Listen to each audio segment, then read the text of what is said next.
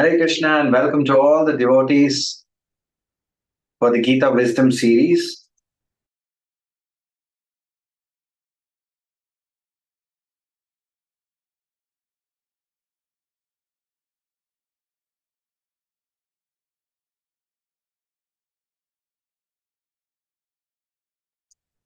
Today we're going to be discussing about the Symphony of the Supersoul from the 6th chapter, the 31st verse. Sarva bhutastitam yo mam bhajati ekatvam astitaha sarvata vartamanopi sayogi mai vartate. Translation and purport by Srila Prabhupada. The yogi who knows that I and the Supersoul within all creatures are one, worship me and remains always in me in all circumstances. Purport. A yogi who is practicing meditation on the Supersoul sees within himself the plenary portion of Krishna as Vishnu with 4 hands holding conch shell, wheel, club, and lotus flower. The yogi should know that Vishnu is not different from Krishna. Krishna, in this form of the Supersoul, is situated in everyone's heart. Furthermore, there is no difference between the innumerable Supersouls present in the innumerable hearts of the living entities. Nor is there difference between a Krishna conscious person always engaged in transcendental loving service of Krishna and a perfect yogi engaged in meditation on the Supersoul. The yogi in Krishna consciousness, even though he may be engaged in various activities while in the material existence, remains situated, always situated in Krishna. Very interesting line. This is confirmed in the Bhakti Rasamrita Sindhu of Srila Rupa Goswami. Nikileshu avasthasau jivan muktasa uchyate. A devotee of the Lord, always acting in Krishna consciousness, is automatically liberated. In the Narada Pancharatra, this is confirmed in this way. Dik kaladi anavachinne Krishne cheto vidayacha tanmayo bhavati kshipram jivo brahmani yojayet. By concentrating one's attention on the transcendental form of Krishna, who is all-pervading and beyond time and space, one becomes absorbed in thinking of Krishna and then attains the happy state of transcendental association with him. Krishna consciousness is the highest stage of trance in yoga practice. This is the very understanding that Krishna is present. This very understanding that Krishna is present as Paramatma in everyone's heart makes the yogi faultless. The Vedas confirm this inconceivable potency of the Lord as follows. Ekopi san bahuda yo avabhati aishwaryad rupamekam chasuryad bahudeyate. Vishnu is one and yet he is certainly all-pervading.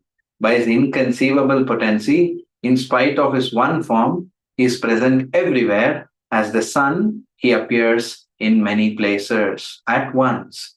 Thus ends the Bhaktivedanta purport. So in today's verse, we are hearing about the achievement of a yogi. What should be the goal of a yogi? We are going to have the Kumbh Mela next month, and many of us are going to participate in the Kumbh Mela, and you're going to visit with your different folk guides. So what is this Kumbh Mela so special for? Why is this so special for? If you look at it, people want or people come at a sangam. Sangam means meeting of confluence. It's a confluence of rivers, of course, and it's also the confluence of people with holy spirited people or with Krishna conscious sadhus. So we observe that there are many kinds of sadhus who come down to the Kumbh Mela, and some of these sadhus may also be yogis. They may not be practicing bhakti, but they may be yogis. And as yogis, one may have as many different processes of realization lead to different goals. Yogis should have one goal according to Bhagavad Gita, and that is to reach the Paramatma.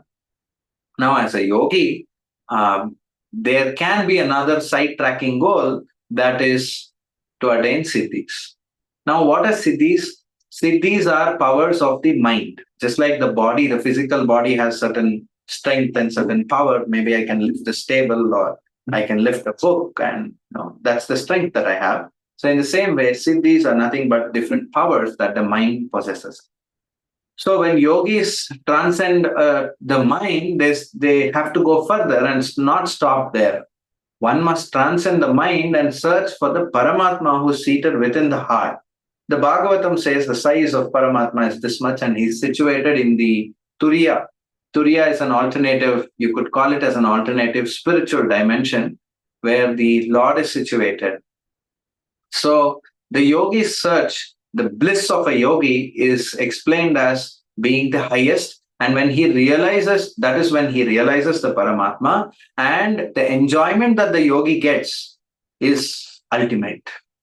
Why? Because for the first time he's associating with the Lord. He's realizing his position as being part and parcel of the Lord. And it is said at this point the yogi becomes faultless. That means till then he's plagued with faults. All his actions, all his karma, even his spiritual progress can be plagued with faults. But it is that point where he realizes the Paramatma that a yogi becomes faultless. The example of how the Lord is present is given in a nice example, as a nice analogy in the scriptures. Just like the sun is present everywhere or seen everywhere, or if I look at the sun, you look at the sun, all of us, we look at the sun, it looks like the sun is there and sun is present in the sky and we all can see it, right? You can see it in the southern part of India, you can see it in the northern part of India, you can see it in the eastern part of India, you can see it in the western part of India. Let's say it's 11 o'clock. Excuse me. So we all can see the sun.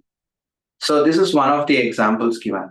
Another example given in the Vedic scriptures to understand Lord being present in everybody's heart is like there are many pots of water and the reflection of the sun is seen in the pot of water. In the same way, the Supreme Lord is one, but he expands or he reflects into every jiva's heart. And that is how the Paramatma is present with us. One should know that Krishna and Paramatma are one. That is a very key part of the translation if you see today, where Krishna is saying that one who knows me to be one with the Paramatma. So he is speaking about the oneness with the Paramatma, because Krishna is the original cause of the Paramatma. The yogi who knows that I and the Supersoul within all creatures are one, worship me and remains always in me in all circumstances. So Bhakti Yogi is the greatest yogi because the attainment of a yogi is finally to reach the Paramatma. If I don't reach the Paramatma as a yogi, my yoga is just half completed. So that means the yogi goes through yama and niyama, rules and regulation, the do's and don'ts of yoga purification, and he comes to the stage of asana, he does yogasana. Then he comes to the stage of pranayama, breathing exercises. And after he does the breathing exercises, he does pratyahara, then he does dharana, dhyana, and the peak of meditation is something called as samadhi, when he starts seeing the Supersoul. And when he sees the Supersoul and relates with the Supersoul, that is called as Shanta Rasa. According to the divisions by Chaitanya Mahaprabhu, in Chaitanya Charitamrita, that is called as Shanta Rasa. The awareness of Paramatma is Shanta Rasa.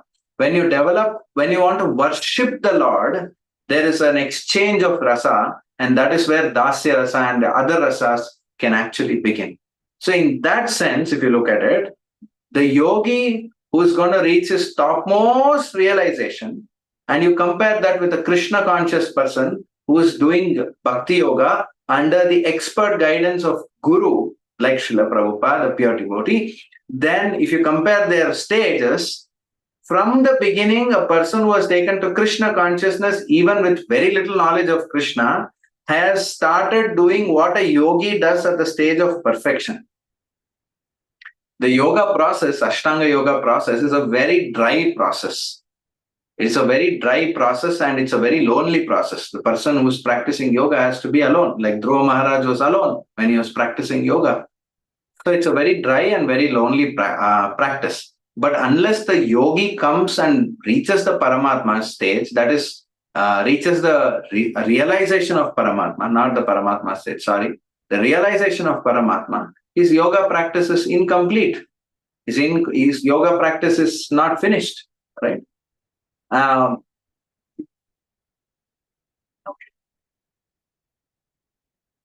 Prabhupada says,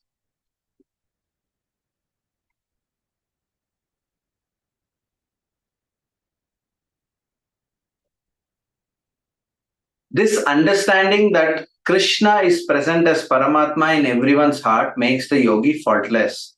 The Vedas confirm this inconceivable potency of the Lord. So, Prabhupada here is explaining to us in the purport that one should realize Krishna and the Paramatma are the same. So, therefore, a Bhakti yogi, when he begins Bhakti Yoga, is almost at the same level of a yogi who has realized the Paramatma and wants to render devotional service on him. Therefore, if you see, all yoga's completion is in Bhakti Yoga. So, unless one comes to Bhakti, the practices of yoga are incomplete. Now, the advantage of taking to Bhakti Yoga is that one need not struggle and stretch out himself. Like if you ask many people, if you watched videos of the sadhus, different kinds of sadhus, of course, you find many devotees in Kumbh Mela as well. But if you find some sadhus, they'll be doing some yoga practices, or they'll be saying that I've still not mastered pranayama. They'll be all old, like 50 years, 60 years. They'll be looking very young. And they'll say, I've still not yet mastered pranayama to go into dhyana. Or sometimes they'll say that, oh, I'm working on gaining a siddhi. So if for 12 years, so there was one video I saw, there was one Baba, he's kept his hand like this. He never puts his hands down. Okay, he always keeps his hand like this, in this fixed position. Even when he walks, he has one jola kind of a thing, so his hand is always hanging like this. So he's going to sleep, also his hand will be like this always. So there are people who never sleep by lying down. They sleep by standing up. They perform these kind of intense tapasyas and austerities. Even if you look at the rules and regulations of the Ashtanga Yoga, Yama, Niyama, it is said that one should go to the forest, one should be truthful, one should be a celibate, one should be renounced in the sense that whatever belongings you have, you should be able to give it off. One should be fit and able in his body, because to do asanas, today, of course, we all know that yogasanas are not so easy to perform. We are not experts in yogasanas. So, and then one does the pranayama and controls his mind. So, all the breathing exercises are supposed to lead to the level of mind control. And he should become so sensitive to the prana that he can realize how the bodily airs, there are 10 airs according to the Vedic scriptures in the body. Like when you yawn, it's a different kind of air. When you inhale, it's a different kind of an air. When you exhale, it's a different kind of an air, according to the scriptures. And the soul is floating in these 10 kinds of airs. So one should know how these airs are moving all around in the body. He should become so sensitive to figure out, feel, and control the flow of this kind of air in his body. And when a yogi comes to this kind of a state, then he can go to the next stage of pratyahara. He pulls all the energy from all the awareness and consciousness from his senses and tries to focus it on the Lord who's within the heart. And that is where you see them sitting in different mudras and things like that, because they want to withdraw from the outside world and go towards the inside world. And then you see that there is dharana. And now asana practice is so that, because for a long time you have to sit in meditation, for a long time you have to do pratyahara, for which your body and mind have to be fit. And then there is dharana. Dharana is where, based on the Vedic scripture, one tries to understand the form of the Lord. So he comes to the Vedic scriptures at the stage of dharana to understand what is the goal, who is the Paramatma, where is he, what is his location, what are his features, how do I see him. Then he tries to create a form of the Lord, because the mind is purified. He tries to create a form of the Lord in his mind and tries to hold it. That is called dharana. And then there is dhyana, where he meditates and searches for the Lord, and he's meditating on that form of the Lord. And then there is samadhi, where he meets the Lord. So it's a very elaborate, extremely long process, very tiresome, very strugglesome. Now you compare that with Krishna consciousness, you already started serving the Lord. It's not that you're searching for the Lord. You already started serving the Lord, because you have a pure devotee who's serving the Lord and you're assisting him. Therefore, your service is offered to Krishna by the pure devotee. So bhakti in that sense is a game changer. In real life, actually, we don't get shortcuts. But in yoga, Krishna has created a shortcut by which one can come. Then why does Ashtanga Yoga at all exist, Prabhu?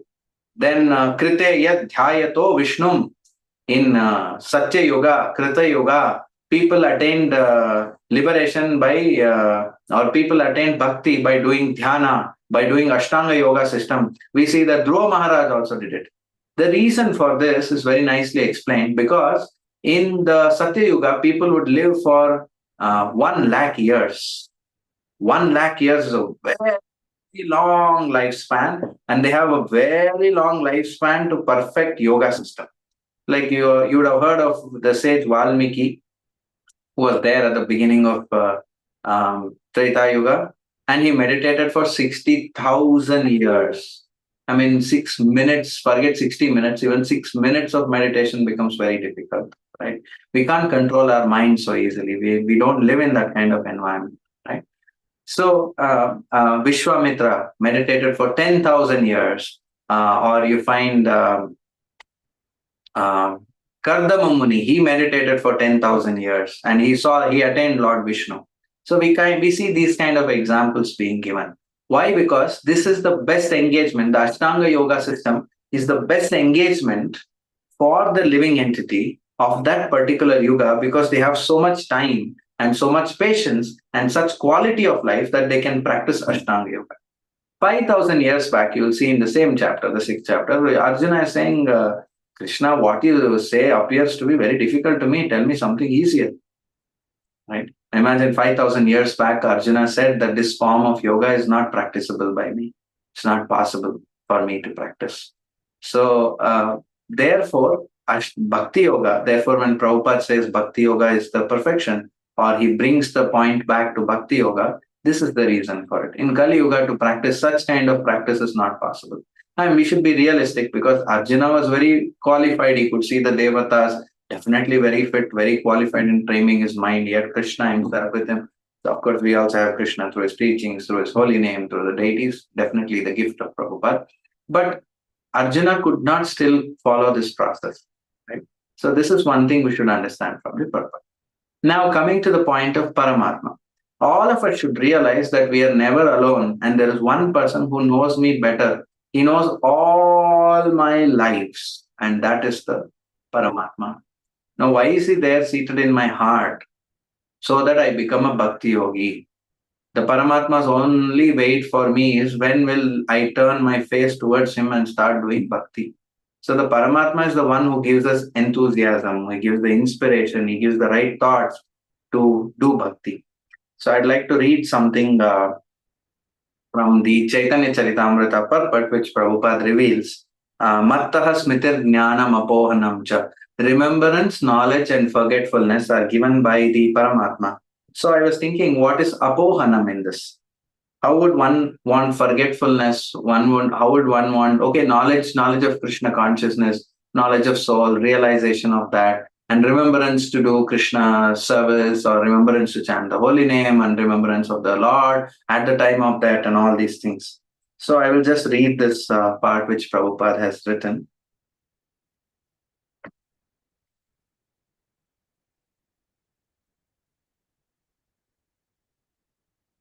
Situated in everyone's heart, Krishna deals differently according to the living entity's position. The living entity's position is to be under the protection of illusory energy, or under Krishna's protection. Krishna's personal protection. When a living entity is fully surrendered, he is under the direct protection of Krishna. And Krishna gives him all the intelligence by which he can advance in spiritual realization. So when we fully surrender to Krishna, that is the time when Krishna gives us all the intelligence by which we can advance in spiritual life. The non-devotees, however, being under the protection of illusory energy, increasingly forget his relationship with Krishna. Sometimes it is asked, how Krishna causes one to forget? This was my question. Krishna causes his devotees to forget material activities. That means if we are serious and sincere in our heart, then Krishna will make us forget all the unnecessary materialistic activities in our lives. So even for a devotee to attain renunciation is the mercy of Krishna. Like, for example, in the case of an Ashtanga yogi, he makes his heart hard. Because to practice Ashtanga Yoga, being alone in a forest, not caring for anyone, not going to the city, not talking to people, is hard heartedness. A yogi chooses to be hard hearted, go up to some mountain, not care about people, not preaching also. It requires some hard heartedness. But for a devotee, we are not hard hearted. In fact, Prabhupada writes in the first chapter, last purport of Bhagavad Gita, that Arjuna, being a soft-hearted devotee, was therefore, because of his soft heart, was qualified to understand Krishna conscious knowledge. Okay, so the non-devotee, sometimes it is asked how Krishna causes one to forget. Krishna causes his devotee to forget material activity, and through the agency of Maya, Krishna causes non-devotee to forget devotional service of the Lord. And this is called apohanam.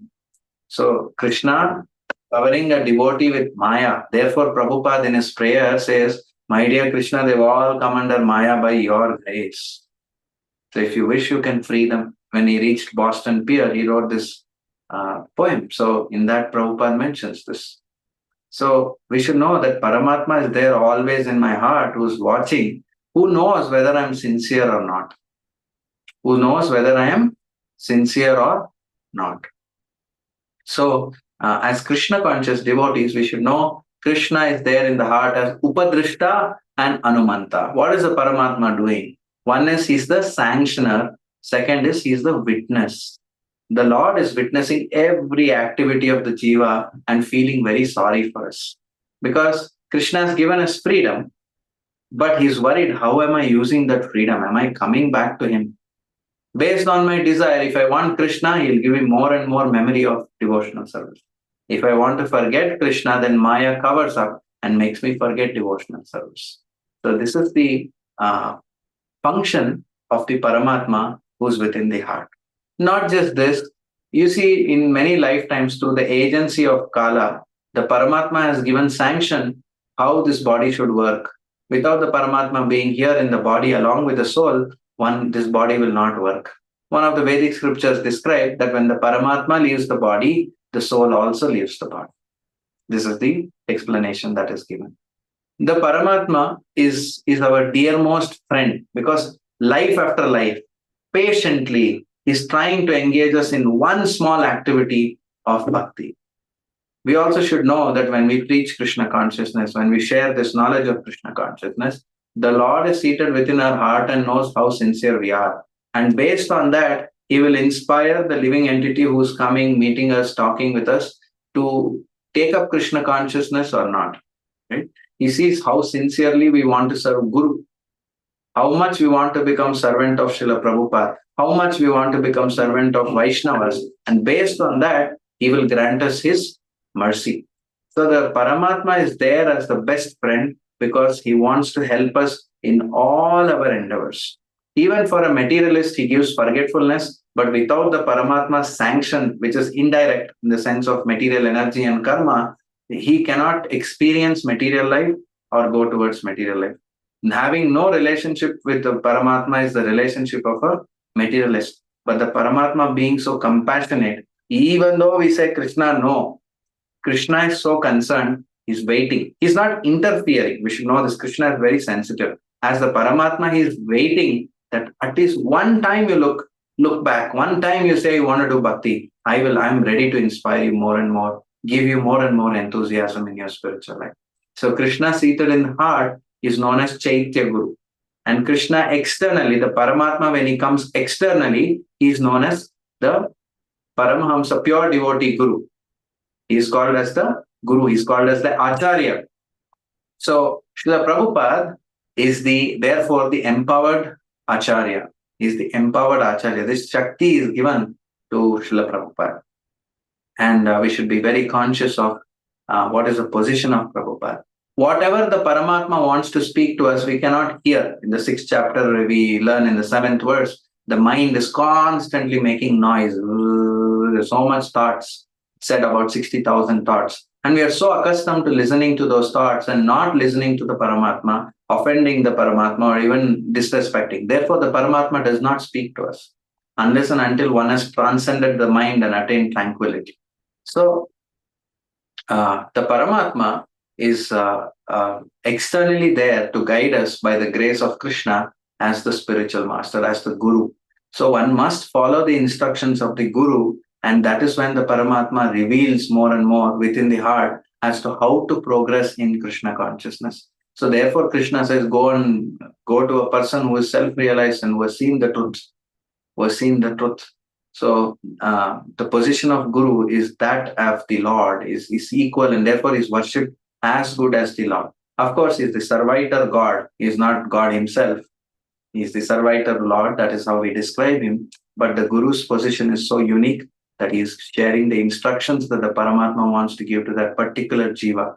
So when we follow Prabhupada and Prabhupada's systems, it is not that somebody may say, oh, is it that I should hear only when Prabhupada I want to talk. Prabhupada, when he was in US, he said, I never missed Bhakti Siddhanta Saraswati Thakur. I always felt my Guru was with me because I'm following his instructions. So anybody who follows the instruction of Prabhupada can feel Prabhupada. And just like anybody who follows the instruction of Krishna will feel his transcendental reciprocation in his life, and he'll progress faster and faster and become closer and closer to Krishna. So this is the conclusion and a deeper understanding of the realization of the Paramatma and how we have a very easy connection, a very easy jump over switch to the realization of Paramatma. We begin with this kind of knowledge. We begin with this kind of a realization, and we are already engaged in rendering service to the Supreme Personality of Godhead. So therefore, a devotee's heart is soft, whereas compared to that, a yogi's heart is very hard because of the tapasya, because of the restrictions, and because of not associating with pure devotees. So I'll stop here. Thank you very much. We will have a quiz now. So please take part in the quiz and have a wonderful evening. Hare Krishna. And I hope to see most of you in Sankalp tomorrow. Hope you're joining, and we'll celebrate the new year with great passion. Haribol.